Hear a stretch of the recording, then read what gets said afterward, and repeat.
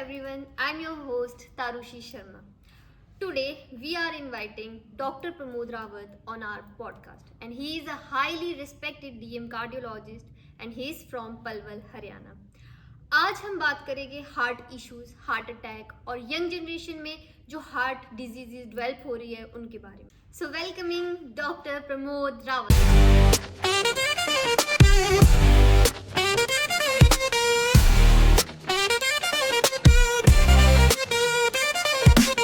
Sir, welcome to this podcast. Thank you.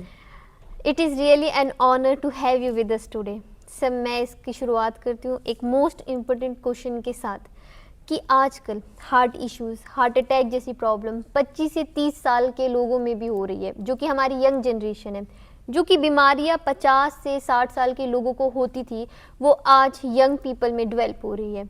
तो इसका main कारण क्या है? पहले जो ये बीमारी थी ओल्ड एज में होती थी, आपने बिल्कुल सही बोला है, 50 से 60 साल की उम्र में. बट आजकल ये जो यंगेस्ट हैं 25 से 30 साल के हैं, उनमें भी काफ़ी देखने को मिल रही है.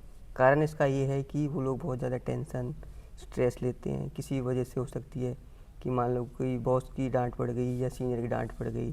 दूसरा, लाइफस्टाइल आजकल इतनी ख़राब है ना तो प्रॉपर नींद ले पाते हैं लोग. ठीक है, मोस्टली स्क्रीनिंग टाइम रहता है, लेट नाइट ड्रिंक करके आते हैं पार्टियों से. और आजकल जितने भी यंगस्टर हैं एल्कोहल, स्मोकिंग, ठीक है, इनकी मोस्टली यूज कर रहे हैं. और दूसरा, प्रॉपर एक्सरसाइज नहीं कर रहे हैं, इतना जंक फूड खा रहे हैं. तो कुछ ऐसी चीज़ें जो पहले नहीं थी बट आजकल की जो नई जनरेशन है इन चीज़ों को फॉलो कर रही है. तो इस वजह से जो हार्ट की बीमारी हैं जो यंगस्टर हैं इसमें कॉमन है. सर, अगर हार्ट की बीमारियों की बात करें तो हार्ट अटैक एक कॉमन टर्म है, तो आप इसको डिस्क्राइब करें कि हार्ट अटैक क्या है, क्या बताता है? हार्ट अटैक बेसिकली इसमें क्या रहता है, जो दिल की नली रहती है खून की, ठीक है, वो नॉर्मल रहती है. बट किसी भी कारण की वजह से, लाइक स्ट्रेस हो गई किसी को, ठीक है, तो जो दिल की नाड़ियाँ वो सिकुड़ जाती हैं. ठीक है, उसमें जो खून का प्रभाव है वो कम हो जाता है. उसमें जैसे कोलेस्ट्रॉल हो गया, चर्बी हो गई, वो जमा हो जाती है. उसकी वजह से जो प्रॉपर जो ऑक्सीजन है जो हार्ट की मांसपेशियाँ उनको नहीं मिल पाती है. और उसकी वजह से धीरे धीरे जो हमारी दिल की मांसपेशियाँ हैं इनकी डेथ होने लगती है. और इसमें अचानक से आपने जैसे देखा होगा कि छाती में दर्द होगा, बहुत ज़्यादा पसीना आएगा, ठीक है, सांस फूल होगी या घबराहट होती है. तो ये हैं हार्ट अटैक के कुछ लक्षण हैं. सर, अगर हम हार्ट डिजीज़ के बारे में बात करें तो लोगों को सिर्फ हार्ट अटैक के बारे में पता है, और कौन सी ऐसी डिजीज़ है जो हार्ट की डिजीज़ है? आपका ये क्वेश्चन ठीक है. इसमें जैसे कि डिफरेंट हार्ट की डिजीज़ हैं, जैसे जिसको बोलते हैं कोरोनरी आर्टरी डिजीज़, ठीक है, ये भी हार्ट अटैक का हिस्सा है. दूसरा हो सकता है कि हार्ट फेलियर. एक और है एरिथमिया जो होती हैं. और आपने सुना है बचपन में कुछ रहती है कॉन्जेनिटल हार्ट डिजीज़, जो कि क्या नाम है बचपन से ही होती हैं. ठीक है, अब आपको छोटा सा बता देता हूँ. हार्ट फेलियर में क्या रहता है, नॉर्मली जो हार्ट का काम है पंप करना, मतलब खून को आगे पुश करता है. बट किसी भी वजह से अगर वीक पड़ गया है तो इतना पंप नहीं कर पाता है. तो इसके मुख्य लक्षण हो सकते हैं, आपको क्या नाम है पैरों में सूजन रहेगी, आपकी सांसें फूलेगी. और दूसरा एरिथमिया ये होता है कि इसमें जो दिल की धड़कन है कभी बहुत धीमी हो जाती है, कभी बहुत तेज़ हो जाती हैं, तो आपको महसूस होती हैं. और कोरोनरी आर्टरी डिजीज़ के बारे में बता दिया, एक हार्ट अटैक का टाइप ही है. इसमें क्या नाम है पेशेंट को सडनली छाती में दर्द होगा, पसीने आएंगे, घबराहट होगी, या कभी कभी किसी को इसमें वॉमिटिंग भी आ जाती है. सर, अगर हम बात करें लाइफस्टाइल की, जो कि आजकल जो यंग जनरेशन है उनकी मैक्सिमम बीमारियों का कारण ही लाइफस्टाइल है. उसमें बहुत सारी बीमारी से लोग स्ट्रगल कर रहे हैं. उसमें मेन है डायबिटीज़. तो क्या डायबिटीज़ आपकी हार्ट हेल्थ को अफेक्ट करती है? इन दोनों के बीच क्या संबंध है? बहुत अच्छा क्वेश्चन पूछा आपने. आजकल जो आप तो इसको डायबिटीज़ बोलते हैं, बट गांव में जो लोग हैं इसको बोलते हैं शुगर. ठीक है, लोगों को पता नहीं रहती है कि हमें शुगर है या नहीं है, उसके बावजूद भी वो खूब मीठा खाते हैं. ठीक है, कभी डॉक्टर के पास जाते हैं 6 महीने 1 साल में, ठीक है, जब उनको प्रॉब्लम होती है. तो आपने आजकल सुना होगा कि जो डायबिटीज़ वाले पेशेंट हैं उनको भी अटैक आता है. अगर कोई शुगर का मरीज़ है, डायबिटीज़ का मरीज़ है, तो उसमें क्या है, उसको अगर हार्ट अटैक आया है तो उसको लक्षण नहीं पता लगेंगे. ठीक है, इसका जो मेन है इसमें रहता है कि सीने में आपको दर्द होगा, बट शुगर वाले पेशेंट में पेशेंट को क्या नाम है साइलेंट अटैक बोलते हैं, उसमें पेशेंट को दर्द नहीं होता है, बट उसके साथ साथ पेशेंट को इसमें सांस फूलेगी, पसीना आएगा, चक्कर आएंगे। ठीक है, तो इसलिए अगर आपको शुगर है तो आपको इसको हल्के में नहीं लेना है। और आजकल आपने बहुत सुना है कि जो शुगर वाले पेशेंट है, ठीक है, कि गैस बन रही है आमतौर, ठीक है, ये इंडिया में हमारे पास जितने पेशेंट आते हैं ना, हमारे जिस टिश्यू में पेशेंट आते हैं, मोस्टली पेशेंट यही बोलते हैं कि डॉक्टर साहब गैस बन रही है, और गैस पूरा पेट से चलती है, पूरा ऐसे पूरे दिमाग में चढ़ जाती है। ठीक है, तो वो गैस नहीं है, आप उसको हल्के में मत लो। ठीक है, हो सकता है कि वो हार्ट अटैक उस टाइम चल रहा हो, तो आपको हल्के में ना लेते हुए डॉक्टर के पास जाना है। सर, क्या आपने ऐसे लोगों को या ऐसे पेशेंट्स को देखा है जिनका लाइफस्टाइल बहुत अच्छा था, आहार, खाना, फूड सब कुछ परफेक्टली था, हेल्दी डाइट फॉलो करते थे, रोज़ एक्सरसाइज करते थे, फिर भी वो आपके हॉस्पिटल में दिल के दौरे जैसी प्रॉब्लम्स के साथ आते हैं? बिल्कुल, आपने बहुत अच्छा क्वेश्चन पूछा है। ऐसे मैंने काफ़ी केसेस देखे हैं, और आपको मैं भी रिसेंटली बताता हूँ। 5-6 महीने पहले एक डॉक्टर थे, काफ़ी अच्छे सर्जन थे, तो वो शाम को जिम कर रहे थे, तो जिम करते करते उनको छाती में दर्द हुआ, तो उन्होंने इसको इग्नोर मार दिया। उनको लगा कि ऐसी चेस्ट पेन हो रहा है। ठीक है, तो नेक्स्ट डे वो आए, उनकी ओटी थी, ऑपरेशन थिएटर में गए, तो ऑपरेशन थिएटर में वो अपना पेशेंट का सर्जरी कर रहे थे, तो उनको दोबारा चेस्ट पेन हुआ, तो उन्होंने दोबारा इग्नोर मार दिया। तो फिर तीसरी बार उनको चेस्ट पेन हुआ, फिर उनको लगा कि कोई प्रॉब्लम हो सकती है, तो उसके बाद वो अपनी ओटी से बाहर निकल के आए, और ओटी से बाहर निकल के उन्हें ईसीजी कराया, तो उसमें एक्यूट एमआई था, अटैक चल रहा था। उसके बाद फिर वो अपनी ओटी से हमारी ओपीडी में आए, हमारे वहाँ पे सीनियर डॉक्टर थे, डॉक्टर राजेश नंदल। ठीक है, तो वहाँ पे वो आए, तो उनकी ईसीजी ली, उसमें एक्यूट एमआई था। फिर वो डॉक्टर साहब को तुरंत ही हमने सीसू शिफ्ट कराया, वहाँ पे उसको लोडिंग डोज दी। लोडिंग का मतलब इकोस्प्रिन देते हैं 300 mg, क्लोपिडोग्रेल देते हैं, और एटोर्वास्ट्रेटिन देते हैं 80 mg। उसके बाद ये मेडिकेशन देने के बाद उनको आईवी कैनुला लगाए हमने। उसके बाद उनका रिटर्न कंसेंट लेके उनको कैथ लैब शिफ्ट कराया। कैथ लैब में उनकी एंजियोग्राफी की गई, तो वहाँ पे एक नस में ब्लॉकेज था। उसके बाद फिर हमने वहाँ पे एक स्टेंट डाल दिया, और उसके बाद पेशेंट को 2-3 दिन में हमने डिस्चार्ज कर दिया। इसके अलावा और 2-3 पेशेंट आए थे हमारे पास, यंग पेशेंट थे, बट इस केस में जो डॉक्टर साहब थे, उनके फादर को हार्ट की डिजीज़ थी, पहले से ही स्टंट पड़े थे। तो अगर फैमिली में किसी को हिस्ट्री है, तो हो सकता है कि आपको भी फ्यूचर में हार्ट अटैक हो। सर, मतलब इसका मतलब है अगर कोई पर्सन है वो बाहर से बिल्कुल हेल्दी दिख रहा है, तो इट डजेंट मीन कि वो इनसाइड भी पूरा हेल्दी ही हो। आपको बिल्कुल ऐसा नहीं सोचना है। ठीक है, बाहर से आपकी बॉडी फिट है, 6 पैक बन रखे हैं, आपके अच्छे डोले हैं 16 इंच के। ठीक है, तो ऐसा नहीं है कि क्या नाम है अंदर उसको बीमारी नहीं हो सकती है। ठीक है, बाहर से फिट है, अच्छी बात है, बट अंदर से हो सकता है कि किसी स्ट्रेस की वजह से, ठीक है, कोई उसकी लाइफस्टाइल अच्छी नहीं हो, बहुत ज़्यादा अल्कोहल लेता हो, ठीक है, या स्मोकिंग करता हो, ठीक है, अंदर गड़बड़ी चल रही हो, ठीक है, वो नहीं पता चलती है। वो पेशेंट की कुछ जांचें वगैरह करते हैं, ईसीजी को, उसमें पता चलता है। तो हर फिट आदमी ज़रूर नहीं है कि अंदर से फिट हो, बाहर से बिल्कुल फिट हो सकता है, वो अच्छा दिख सकता है आपको, बट अंदर की चीज़ है वो डिफरेंट है। सर, अगर यही फिटनेस की बात करें तो आजकल की जनरेशन और मैक्सिमम लोग जिमिंग वगैरह करते हैं। अगर ओवर जिमिंग करते हैं या फिर सप्लीमेंट्स लेते हैं, तो क्या वो भी हार्ट हेल्थ को अफेक्ट कर सकते हैं, हार्म कर सकते हैं? ये आपने बहुत ही अच्छा सवाल पूछा है। आजकल की जो जनरेशन है, मोस्टली बॉडी बनाने के चक्कर में सप्लीमेंट यूज करती है, और मोस्टली हर कोई सुबह शाम जिम जाता है 2-3 घंटे। ठीक है, लोगों को फॉलो करते हैं, जो बाहर के बॉडी बिल्डर हैं विदेश वाले, उनको इंडियंस बहुत फॉलो करते हैं। आजकल नई जनरेशन है, तो इसमें क्या रहता है, प्रोटीन सप्लीमेंट लेते हैं, स्टीरॉयड लेते हैं। ठीक है, जो पाउडर रहता है स्टीरॉयड, जो आपका ये प्रोटीन सप्लीमेंट रहता है, तो किसी को नहीं पता है कि इसमें क्या प्रोडक्ट मिलाया है। इसमें डिफरेंट स्टीरॉयड रहते हैं जो बॉडी के लिए अच्छे नहीं हैं। आपने देखा होगा जब भी कोई जिम स्टार्ट करता है, तो उससे पहले प्री वर्कआउट, ठीक है, तो प्री वर्कआउट के लिए उसमें क्रिएटिनिन रहती है। ठीक है, इसको सिपर में भर के पीते रहते हैं। आपने देखा होगा कि हर पुशअप के बाद क्या नाम है, एक सिप लेते हैं, तो उसमें क्या है, इसकी वजह से हमारे कुछ स्ट्रेस इंड्यूस हार्मोन रहते हैं। ठीक है, या हम जब एक्सरसाइज करते हैं तो हमारी बॉडी से कॉर्टिसोल और एड्रेनलिन, कुछ एमरजेंसी हार्मोन है, वो रिलीज होते हैं। उसकी वजह से क्या है, हमारे दिल की धड़कन बढ़ जाएगी, बीपी बढ़ जाएगा। ठीक है, तो धीरे धीरे क्या है, जो हमारी ब्लड वेसल है, ठीक है, उसमें ब्लॉकेज आ सकती है। और दूसरा ये भी है कि आप जब आप जिम कर रहे हैं, आप सप्लीमेंट यूज कर रहे हैं, तो उस टाइम डिहाइड्रेशन भी हो सकती है, क्योंकि आप बहुत ज़्यादा वर्कआउट करते हैं, बहुत ज़्यादा पसीना निकलता है शरीर से। तो कृपया करके सभी को मैं एडवाइस दूंगा कि आप सप्लीमेंट लेते टाइम आपको ध्यान रखना है, प्रॉपर आपको हाइड्रेशन रखनी है, किस टाइम कौन सा लेना है, ये आपको डॉक्टर से एडवाइस लेनी है। मतलब सीवियर डिहाइड्रेशन वाले ऐसे केसेस हो सकते हैं। हाँ, हो सकते हैं। जैसे मैंने अभी कुछ टाइम पहले पढ़ा था कि कुछ ऐसे थे लोग, जैसे आप जानते हैं माइकल जैक्सन, हाँ। Pop star of the music industry, yes. Around 58 year के थे वो, और 2009 में उसकी डेथ हुई थी इसी वजह से, कार्डियक अरेस्ट की वजह से। और रिसेंटली आपने सुना है टाइगर 3 मूवी आई थी, उसमें थे Virendra Guman Singh, around 42 year old थे, और वो प्योर वेजिटेरियन थे, काफ़ी अच्छे डोले शोले बने हुए थे उनके, ठीक है, काफ़ी फैन फॉलोइंग्स थी उनकी।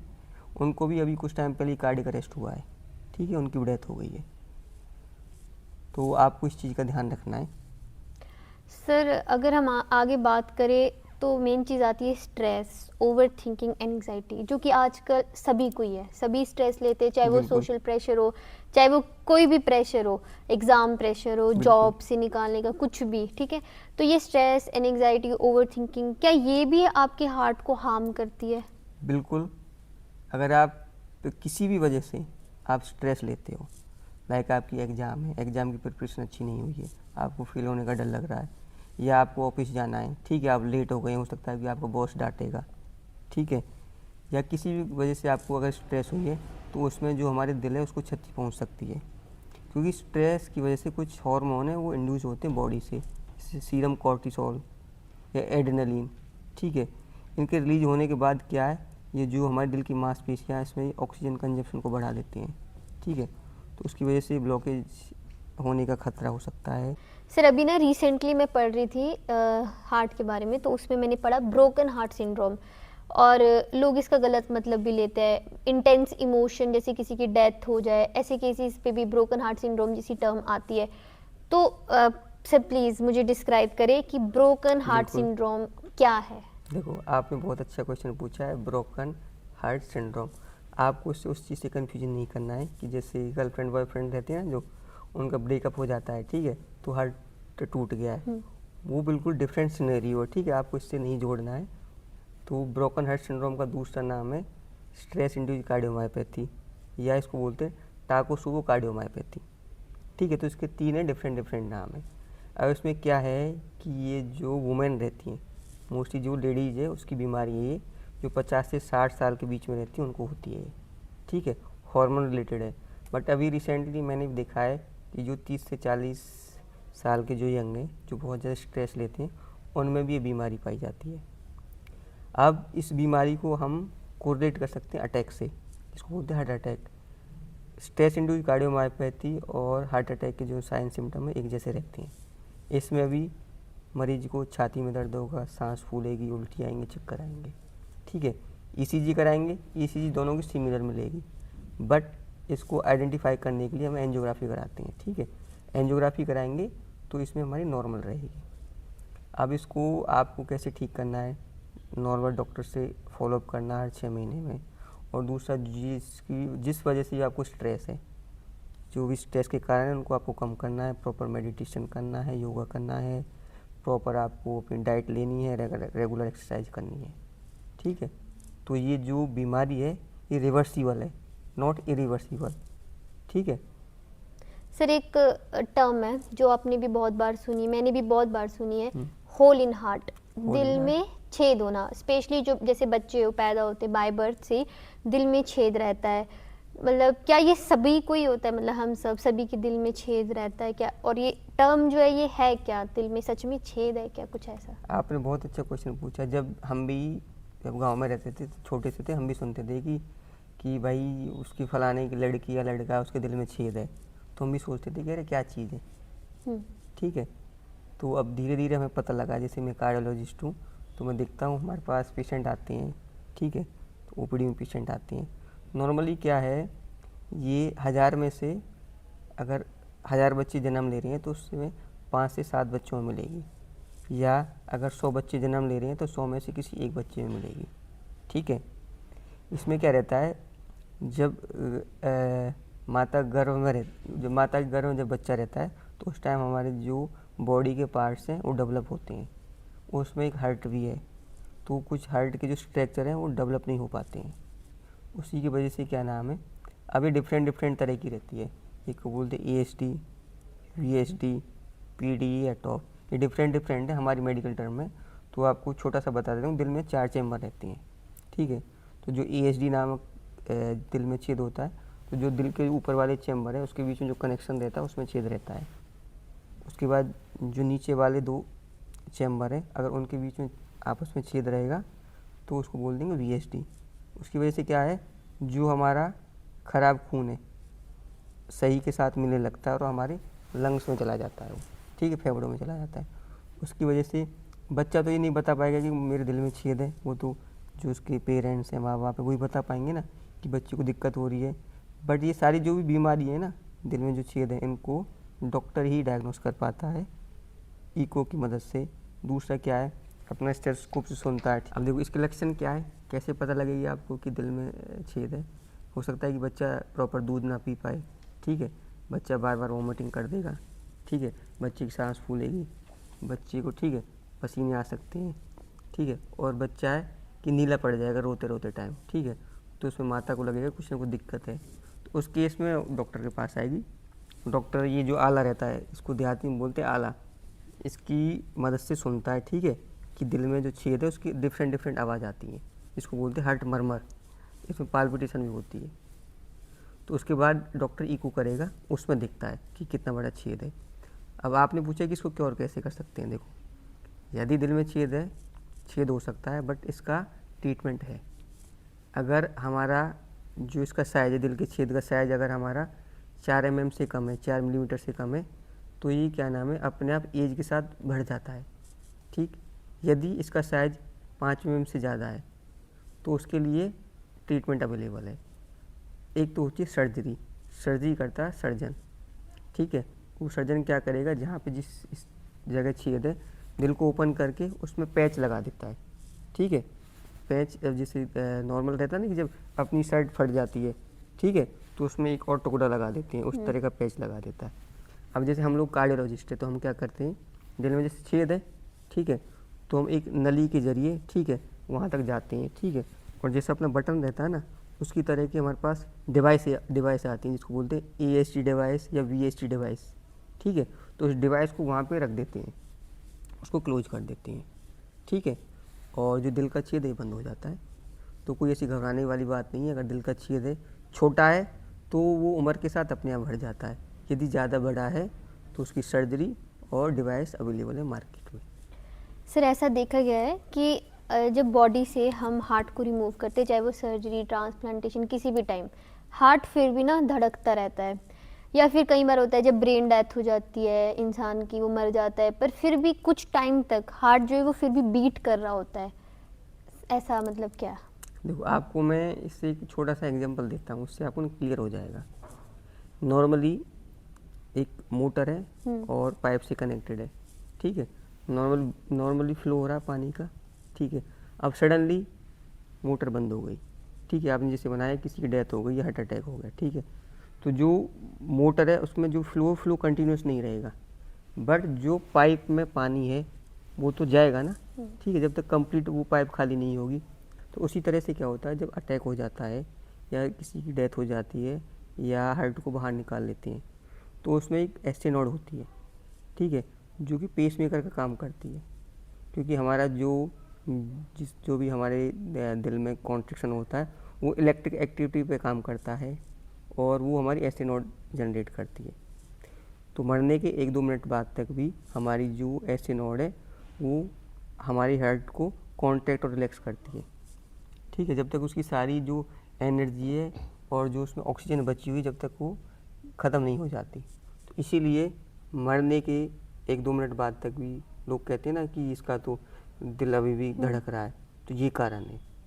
डाइट की बात करें तो ऐसा कौन सा इंडियन फूड है या इंडियन डाइट है जो हम डेली ही कंज्यूम करते हैं पर हमें पता भी नहीं है और वो साइलेंटली हमारे हार्ट को जो है वो हार्म कर रहा है या हार्ट डिजीजेस जो है वो पैदा कर रहा है?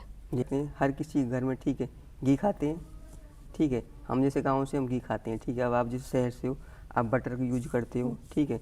अब पता नहीं बटर कैसे बनता है। दूसरा पनीर हो गया, ठीक है। डिफरेंट डिफरेंट आइटम है।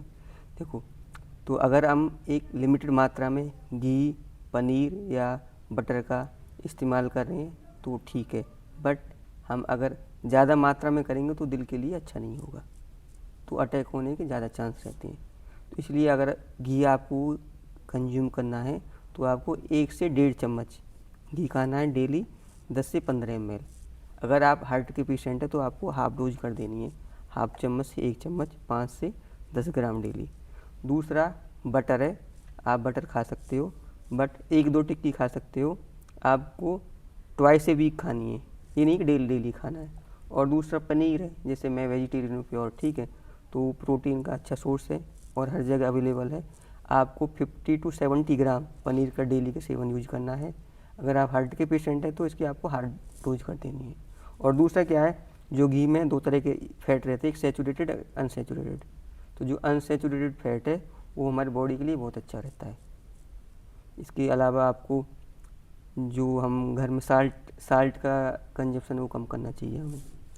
सर, लोग बोलते हैं ईट डार्क चॉकलेट्स, तो मतलब क्या डार्क चॉकलेट से हमारा हार्ट हेल्दी रहता है या फिर ये मिथ है एक? नहीं, ये आपने सही क्वेश्चन पूछा है।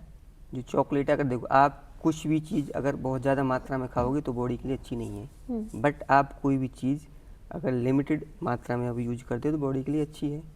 जो जैसे पता है कि आपने डार्क चॉकलेट, हाँ, बहुत ज़्यादा फेमस रहती है। जो गर्लफ्रेंड बॉयफ्रेंड रहते हैं तो उनको बहुत पसंद रहती है। किसी की मान लो गर्लफ्रेंड रूठ गई है तो आप उसको चॉकलेट दे दो तो खुश हो जाएगी। तो जो डार्क चॉकलेट है ना, इसमें फ्लेविनॉइड्स नाम का एक पदार्थ रहता है जो कि हमारे ब्लड प्रेशर और हार्ट रेट को कंट्रोल करता है। तो हमें 1 से 2 टुकड़े डेली हम डार्क चॉकलेट यूज कर सकते हैं। अगर आप ज़्यादा डार्क चॉकलेट यूज कर रहे हो, ठीक है, तो आपको हो सकता है कि ब्लड शुगर बढ़ सकती है आपकी, आपके दांत खराब हो सकते हैं। तो इसलिए लिमिटेड अमाउंट में। सर, चाय, कॉफ़ी, इसका क्या हार्ट पे इफ़ेक्ट होता है? मतलब इसको इन्वॉल्व करना चाहिए अपनी डाइट में कि नहीं? क्योंकि लोग होते हैं जो रोज़ ही कॉफ़ी भी पीते हैं, और आपको पता है इंडियन पीपल वो तो सुबह उठते ही चाय पी लेते हैं। नहीं, आपकी बात बिल्कुल ठीक है। बहुत से तो लोग ऐसे हैं, मैंने देखा है कि टॉयलेट जब भी जाएंगे चाय पी के, ठीक है। बहुत से तो भर भर के ग्लास भर के चाय पीते हैं, ठीक है। तो देखो, ये है कि आप अगर लिमिटेड अमाउंट में चाय या कॉफ़ी पी रहे हैं तो आपकी सेहत के लिए अच्छा है, ठीक है। अदरवाइज़ आप बहुत ज़्यादा कॉफ़ी पियोगे, चाय पियोगे तो दिल की धड़कन बहुत बढ़ जाएगी। तो जो हार्ट के पेशेंट हैं जिनका बीपी बढ़ता है उनको ज़्यादा सेवन नहीं करना चाहिए। और पीनी कितनी है आपको, अगर आप कॉफ़ी पीना चाहते हो तो आपको 1 से 2 कप डेली पीना है, ठीक है। 150 से 300 ml, अराउंड 50 से 70 ग्राम आप ले सकते हो। और दूसरा, आपने आजकल देखा है कि लोग बहुत ज़्यादा एनर्जी ड्रिंक पीते हैं। रेड बुल आती है, आपने देखा ना, यस। अराउंड उसमें 250 ml उसकी क्वांटिटी रहती है और 50 to 70 ग्राम रहता है उसमें। अगर आपको रेड बुल पीनी है तो आप उसका एक जो कैन आती है आप वो कंज्यूम कर सकते हो। तो सर, आपके अकॉर्डिंग एक परफेक्ट डाइट जो है आपके हार्ट को हेल्थ रखने के लिए क्या हो सकती है? देखो, आजकल हमें इस चीज़ पे ध्यान देना, सबसे पहले स्ट्रेस। जिस किसी भी कारण हमें स्ट्रेस है उसके कारण को हमें दूर करना है, ठीक है। इसके लिए हमें प्रॉपर मेडिटेशन करनी है, योगा करना है 10 से 15 मिनट। आप अच्छा म्यूजिक सुन सकते हो, ठीक है, वॉकिंग कर सकते हो। तो ये तो हो गई स्ट्रेस की। सेकंड नंबर पे आपको अपनी डाइट, ठीक है, डाइट में आपको प्रॉपर डिपेंड करता है कि आप वेजिटेरियन हो नॉन वेजिटेरियन हो। आपको फ्रेश वेजिटेबल्स, फ्रूट्स, ठीक है, इनका सेवन करना है आपको। दूसरा, आपको जो फैटी डाइट है जैसे घी, पनीर और बटर के बारे में मैंने आपको बता दिया है। आपको मोस्टली अनसेचुरेटेड फैट है उसका यूज करना है। और आजकल आप देख रहे हो मार्केट में डिफरेंट डिफरेंट तरह का ऑयल है, जैसे रिफाइंड हो गया, सोयाबीन हो गया, ठीक है, तो उनको आपको बिल्कुल यूज नहीं करना है। और जो अपने पास सरसों का तेल है सबसे अच्छा है, 100 रुपये किलो हर जगह मिलता है, ठीक है। तो सरसों का तेल हो गया। हार्ट वाले पेशेंट को ऑलिव ऑयल, जैतून का तेल, या आप दूसरा सूरजमुखी का तेल आता है, ठीक है, या तिल का तेल है, वो आप यूज कर सकते हैं। उसके बाद आपको डेली एक्सरसाइज करनी है। आपको हफ्ते में 5 दिन अराउंड 30 मिनट चलना है। थोड़ा सा तेज चलना है आपको, ठीक है। जो आप नॉर्मल चलते हो उससे थोड़ा तेज चलना है आपको। और आप अगर एल्कोहल या स्मोकिंग लेते हो तो उसको आपको अवॉइड करना है।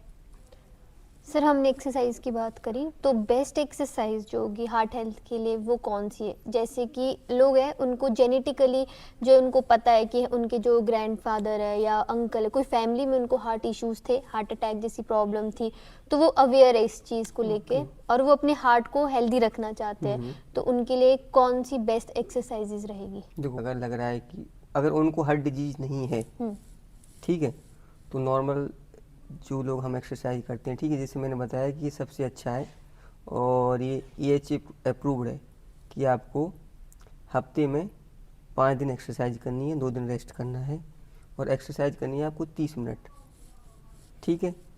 आपको अगर आपको हार्ट रिलेटेड डिजीज है तो आप कम कर सकते हैं, ठीक है, जिसको बोलते हैं लाइट एक्सरसाइज। बट अगर आप ठीक हैं तो आपको 30 मिनट चलना है, थोड़ा सा तेज चलना है। दूसरा, आपको मेडिटेशन करनी है, ठीक है। माइंड को कंट्रोल करने के लिए आपको योगा करना है, ठीक है, 10 से 15 मिनट। और बाकी टाइम पे उठना है, बैठना है और आपको अच्छी डाइट लेनी है। सर आपने बहुत सारे पेशेंट्स का इलाज किया होगा, बहुत सारे यंग पेशेंट्स भी होंगे। Sir who is the most youngest patient जो आपके पास आया हो और उसको हार्ट रिलेटेड इश्यूज थे और वो उसको इस एज पे कैसे और क्यों हुए? देखो, बिल्कुल आपने बहुत जेन्युइन क्वेश्चन पूछा है। हमारे पास ऐसे 3-4 पेशेंट आए हैं, बट जो एक है वो काफ़ी अच्छा मतलब एग्जाम्पल बन सकता है, उसके बारे में बता देता हूँ। अराउंड वो 27 या 28 ईयर का एक मेल था, ठीक है, और शादीशुदा था, एक बच्चा था उसके पास, ठीक है।